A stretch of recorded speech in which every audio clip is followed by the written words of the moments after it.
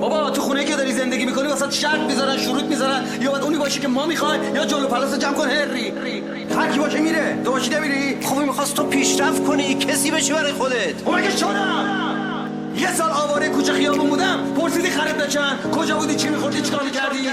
داستان زیاده نمیدونم از چی بگم، از حال خرابم یا از کار بگم. گم شدم توی ذهن و افکار خودم، چقدر از آدم و حرفاشون پرم. امیدی نمیبینم تو چشه هیچ کسی، میگیره منم دائم هرسم از این که چرا نمیفهمن، چرا هوشیار نمیشن، چرا گم شدن، چرا پیدا نمیشن. دغدغه شب و روز و استرس درسم که پاس کنم همشون و نشه خونه دوام. درسای تخمی و مدرسه خراب چقدر منو دور کرد از طرف از تلاش، از مسیر خودم، از افکار نوام. چقدر بهم یاد دادم پرواز بکنم، چطوری به پول برسم، درها باز کنم. میرسم بهش ولی با هدف خودم.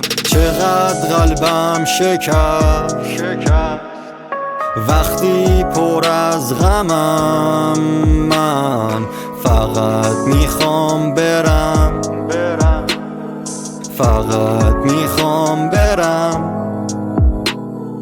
چقدر قلبم شکست جا نیستش رو تنم، من انقدر زخمم زدم، شکست من پرم.